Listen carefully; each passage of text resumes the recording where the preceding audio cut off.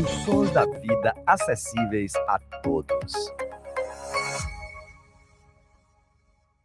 Boa noite, professor. A importância desse um ponto fora de casa, quando o Bahia não consegue vencer aqui desde 2014, porém conseguiu parar um adversário complicado que dos últimos 7 jogos só perdeu um dentro de casa.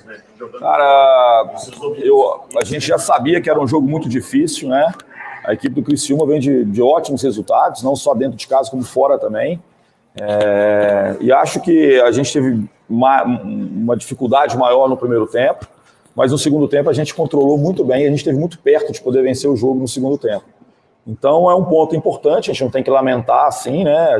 Claro que a gente gostaria do triunfo, dos 3 pontos, mas a gente leva, né, para Salvador agora um ponto importante contra uma grande equipe, uma equipe que está fazendo uma grande campanha, e nos seus domínios é muito difícil de ser batido, então a gente tem que enaltecer a dedicação dos atletas, o empenho, para que a gente pudesse construir esse triunfo. A gente fez por onde até no segundo tempo, sair com um resultado ainda melhor. Anderson, o que está faltando para o Bahia conseguir vencer longe do torcedor nesse segundo turno? São jogos difíceis, né? Eu acho que hoje a gente teve uma atuação de um time que poderia vencer. Criamos situações, segundo tempo principalmente, criamos situações claras ali, muito perto de poder fazer o gol. Detalhe, hoje eu acho que foi o detalhe. Anderson, o primeiro tempo, quando a gente percebeu a escalação do Bahia, nós vimos aí um Bahia com 4 atacantes. Ricardo Goulart, com o Davó, também ali com o Jacaré e também com outro jogador que eu acabei esquecendo, o Copete também, formando aqueles 4 jogadores ali. E a equipe acabou retraindo um pouquinho mais, esperando mais o Criciúma. No segundo tempo o Bahia veio mais para cima. O que você percebeu? Qual foi a mudança no vestiário para que o Bahia entendesse um pouco melhor o jogo e viesse para cima do Criciúma? Eu acho que o problema não foi nem isso, cara. A gente teve uma posse de bola muito mais defensiva, entendeu? Isso não é nada programado, porque o Criciúma também não conseguia pressionar. A gente ficava com a bola lá atrás e o Criciúma não conseguia roubar essa bola. Acho que no segundo tempo a gente conseguiu vencer um pouquinho essa primeira pressão e começamos a construir mais situações. Então, a gente, é claro, o Criciúma jogando em casa, ele precisa tomar também rédeas do jogo. Eu acho que no primeiro tempo, em alguns momentos, a gente teve equilíbrio.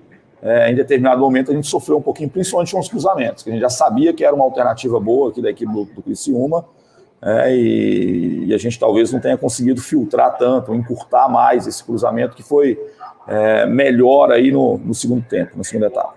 Você mexeu na equipe no segundo tempo, né? O que você pensou naquele momento? Você tirou o Davó e também o Jacaré.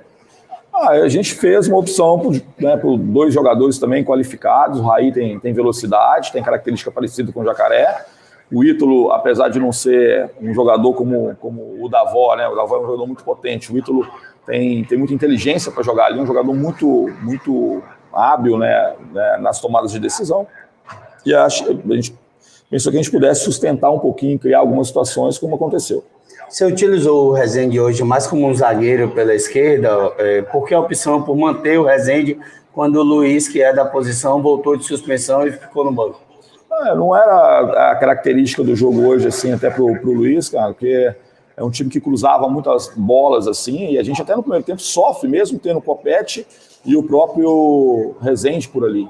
Então, assim, a gente tem que criar algumas opções. A gente perdeu o Bahia e a gente precisava criar algumas situações. Acho que o Rezende fez um bom jogo lá na Fonte. A gente teve uma postura boa e a gente quis dar continuidade. E claro que a gente confia muito no Luiz. Quando a gente achar que foi interessante, é um lateral mais agressivo em termos de ofensividade.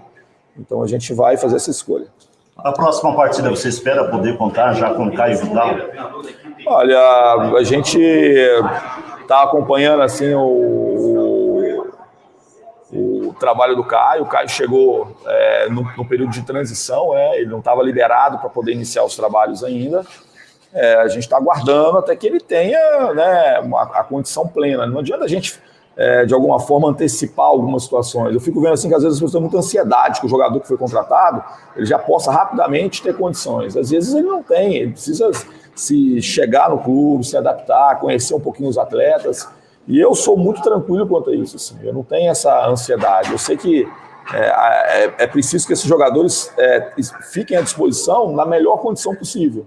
Então, assim que ele tiver realmente nessas condições, é claro que esse é um jogador que a gente vai utilizar. Reta final de Campeonato Brasileiro, Wenderson. Qual a importância desse 1 ponto fora de casa conquistado hoje e a busca agora de mais 3, quem sabe, diante do Sport?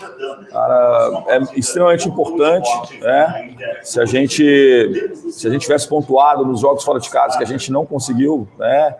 A gente teria talvez uma pontuação muito diferente. Então é importante. Quando não dá para poder vencer, a gente não perde, né? A gente não deixa o adversário somar pontos, 3 pontos em cima de você, e a gente cria uma situação de poder levar 1 ponto para casa, né? Se a gente fizer o nosso papel dentro de casa, a gente vai sempre somando a cada 2 jogos 4 pontos. Então, assim, a gente vai projetando sempre uma pontuação, e aí isso é importante.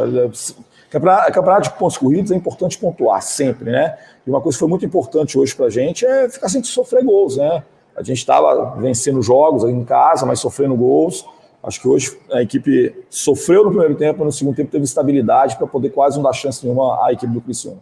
Anderson, para finalizar, saindo do Bahia. Ontem, infelizmente, o futebol teve uma perda gigantesca. E a pergunta que eu faço é a seguinte: o que representou para o Anderson Moreira a pessoa Ailê Pinheiro? Seu Ailê foi assim, uma pessoa muito iluminada, assim, né? Como ser humano, como dirigente de futebol, eu aprendi muito. Como ser humano, assim, aprendi muito assim, das convicções, né? Ele teve muito êxito na vida profissional, assim, né? Sempre esteve à frente do seu tempo. Conduziu um clube com muita dignidade e com muita austeridade também, assim, de nunca permitir que o clube fizesse ou desse passos maiores do que aquilo que o Goiás podia fazer. Estruturou muito o clube.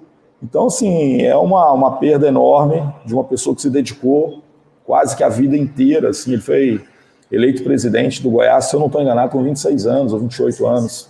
26 anos. Então, assim, ele passou uma vida inteira, 60 anos da sua vida praticamente dentro de um clube, se dedicando, né, fazendo aportes financeiros em alguns momentos, alguns empréstimos. Então, assim, o senhor Ailê me deu uma grande oportunidade, assim, né, no momento que eu estava buscando, né, era muito desconhecido ainda no meio do futebol profissional, e eu só tenho gratidão, né, pela pessoa, pelo presidente, né, e agora que ele possa, né, descansar em paz, que a família se sinta abraçada aí nesse momento, que é claro que é muito difícil, né, para todos que o conheceram.